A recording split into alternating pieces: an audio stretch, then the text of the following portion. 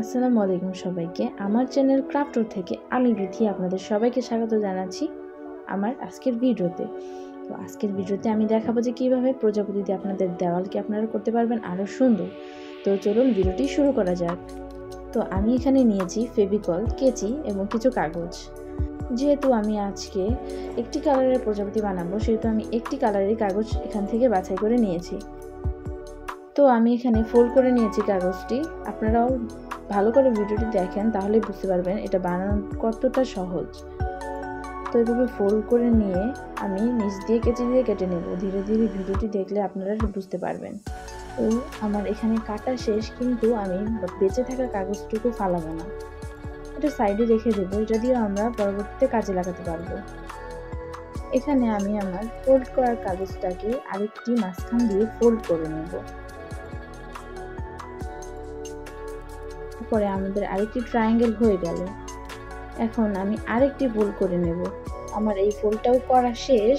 এখন পুরো কাগজটা খুলে দেখা যাবে যেখানে প্রত্যেকটা কোনায় কোনায় কিছুটা ট্রায়াঙ্গেল ভাঁজ পড়ে আছে।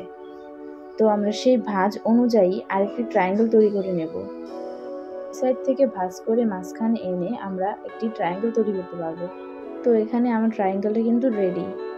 আপনাদেরটা কেমন হচ্ছে অবশ্যই আমাকে কমেন্টে জানাবেন। এখন আমি আপনাদেরকে দেখাচ্ছি যে কীভাবে ভাঁজ করতে হবে, কিন্তু না, আমি এখন ভাঁজ করব না। আমি যেহেতু রাউন্ড পছন্দ করি, তার কারণে আমি সাইডে পেন্সিল দিয়ে রাউন্ড এঁকে নেব। তো দেখেন কিভাবে আমি সাইডে রাউন্ড করে এঁকে নিচ্ছি। আমার রাউন্ডটা করা কিন্তু শেষ। এখন আমরা রাউন্ড শেপ অনুযায়ী কেটে নেব। যাদের ট্রায়াঙ্গেল পছন্দ বা কোনা শেপ পছন্দ, তারা কিন্তু এভাবে রাউন্ড করে না কাটলেও পারবেন। তো এখন রাউন্ড করা যেহেতু শেষ, এখন আমি মাঝখান দিয়ে দুটো কাগজ ফোল্ড করে নেব। দুই সাইড থেকে ফোল্ড করে আমি মাঝখানে নিয়ে আসব। আমার দুটো কাগজ কিন্তু মাঝখানে নিয়ে আসা শেষ। এখন নিচের দিকের কাগজটি আমি আস্তে করে উপরের দিকে নিয়ে আসব। আনার পরে আমি উপরে গ্লুর সাহায্যে এটা লাগিয়ে দেব। গ্লুটা লাগানোর পরে কিন্তু আমাদের প্রজাপতিটি রেডি হয়ে যাবে। আমার একটি প্রজাপতি বানানো কিন্তু শেষ। ও বেঁচে থাকা যে কাগজটি আছে, আমরা সেই কাগজটি দিয়ে কিন্তু আরেকটি প্রজাপতি, ছোট্ট একটি প্রজাপতি তৈরি করতে পারবো।